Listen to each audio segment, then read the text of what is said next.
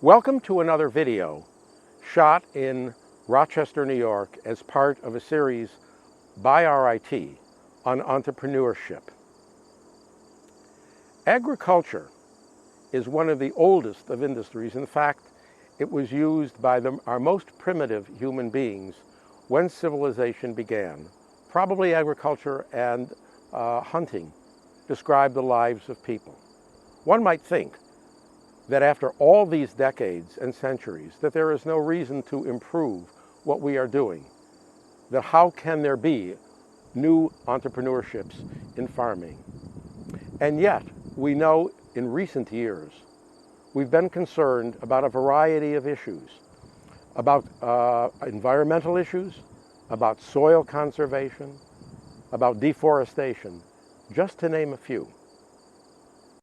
In the Western New York area, the quality of the soil and the weather conditions are very similar to parts of Kosovo and parts of Croatia, particularly in Kosovo around the area of Peja, and in Croatia in the northern part, north of Zagreb toward Varaždin, as well as east of Varaždin and in Zagreb.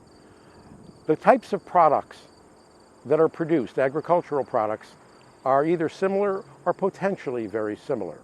So there is some reason for both countries to be interested in this particular product that you're going to hear about. The owner and developer of the product is Tom Herlihy, and you will meet him in a couple of minutes. And the name of his product is unforgettable. It is Worm Power. Let's go inside. My background is I'm an agricultural and biological engineer with a master's degree. I also have a bachelor's in physics and mathematics. I worked overseas in the Peace Corps as an agricultural extension agent, where I worked on setting up cooperatives and doing a seed multiplication project in West Africa, where we were trying to institute some different agricultural practices, and basically be agents of change. Grew up here in Western New York, worked on a dairy farm summers. Obviously, the Peace Corps thought that qualified me to be an ag extension agent because that was basically the sum total of my agricultural background.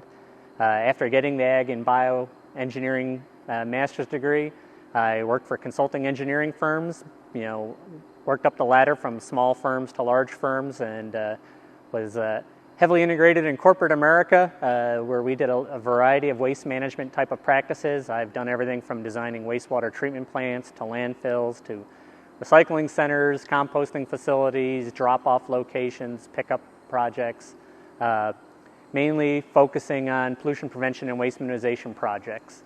I liked to try not to have things go into the landfill that didn't. I didn't like to see any waste that didn't belong in a landfill winding up in a landfill. I always went for projects that would work on those kind of pollution prevention, waste minimization. Wanted people to really focus on especially the organic fraction of materials that were basically going into the landfill, food wastes and paper wastes and such. Really felt that was a waste. Tried to get some projects going, met a lot of inertia. It's change. Change takes basically an agent of change to make it happen. I tried to be that agent from inside the system. Succeeded very marginally, I felt. Therefore, I wanted to really have a couple of projects done the way I felt they needed to be done. Realized that to do that, I'd have to start my own company, and to start my own company, I'd have to raise significant amounts of capital. What I could bring was sweat equity and intellectual property. I was not well off, couldn't really bring any money capital to a project. Went through about 2 years of searching for the right kind of investors, between searching for venture capital and investor funds to eventually settling on the angel investor route. Really the problem area I see, the reason I wound up in agriculture, not more of the municipal and industrial projects that I had more of a background in, was American agriculture is, it's much different than the rest of the world. The American agriculture is hyper-specialists. 3% of the country is involved in production agriculture. So, each farmer feeds about 25 to 35 other people.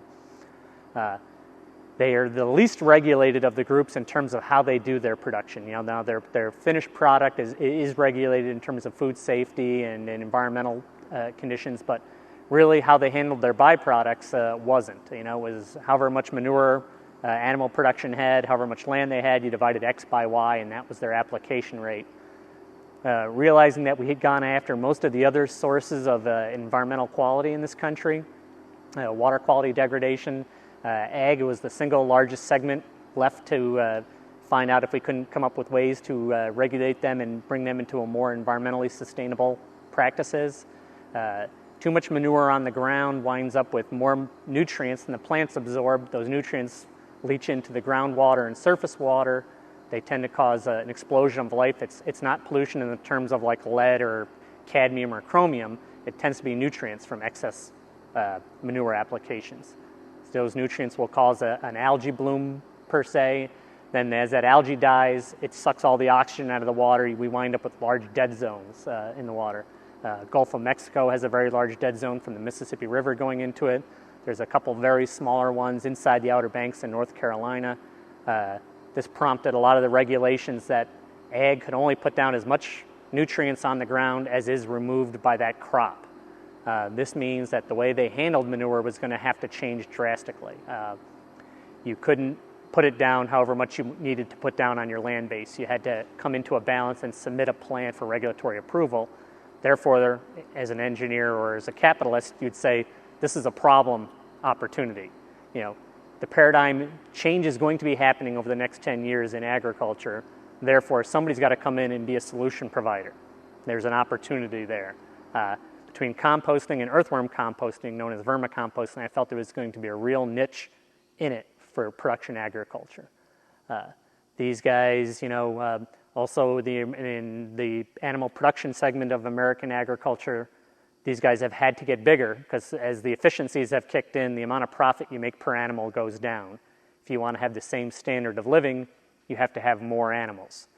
Also, say your son wants to become a farmer also and live and work on the farm and support his family, you need more revenue, you need more animals. Now, more animals does equal more revenue, but it also equals more manure. And you have to handle that manure, and now with the regulations on the amount of manure you can apply on the land, limiting that application rate, you basically have a double whammy happening to them. They have more manure and they can put it down on less ground, therefore they need to have a lot more acreage. And as that acreage gets farther from where the animals are located, the transportation costs become very high. Something needs to be done to handle the uneconomical manure. Now, when they spread it, you get a certain amount of value per acre from the manure, but if you start going too far from where the animals are, you lose all that value in transportation and labor and depreciation of the equipment type of costs. And this is, as I said, this is the problem opportunity where we felt earthworm composting, vermicomposting could fit in. We'd come into the animal operation, they want to get rid of a certain percentage of their manure, and they're willing to, you know, change the way that they've traditionally have done their practices. Now, the other change that we're trying to capitalize on is basically organic agriculture, or at least more sustainable agriculture. So there are watersheds that would love to have organic animal nutrients to grow their crops in that watershed, and then in this watershed here, we have excess animal nutrients from the animal production. So we need to get the nutrients from one watershed over to the other watershed. Well, to do that, you can't ship raw manure because it's almost all water. It's a very unpleasant physical product. You know, a lot of environmental and public reaction would be to that. So it needs to be converted through a process into a value-added product. Somehow the manure from one watershed has to become the organic fertilizer in another watershed. Again, problem opportunity, you know, that this is where a new vendor can basically carve out a niche. That's where we located. We're on a fairly large 1,000-head producing dairy. That's 1,000 Holstein cows, each cow producing 100 pounds of waste a day and 80 pounds of milk a day. So 1,000 milkers generate 100,000 pounds of manure a day. The farmer would love us to handle 20,000 pounds of that manure. That's why we built our facility, and that's basically how we operate. We take in the manure, we hot compost it to make sure the pathogen kill off, the weed seed kill off. Then we feed that green compost to our earthworms. Our earthworms further break it down, make the nutrients more readily available by digesting them, and they also inoculate it highly with a lot more of additional active biology. In the end, I get a resulting product that's a beautiful, black coffee ground looking material, very acceptable to the consumers. It's odor free. It flows through existing equipment, and we've now turned basically an excess material, almost a waste here at the dairy, into a sought after product from another segment of the industry. We tend to sell a lot to the wineries here. Western New York has the Finger Lakes region, which are old glaciated lakes, very deep, run north-south, very narrow. And in those valleys, we have a lot of grape production for wine. Those people would love to have, they don't like to use as many of the synthetic inputs. They would like to have their grapes be grown as naturally and reflect the territory they're grown in. The French would call that the terroir. They love our product for the fact that it's not synthetic. It would enhance the natural conditions in where the grapes are growing, and then that'll be reflected into the wine.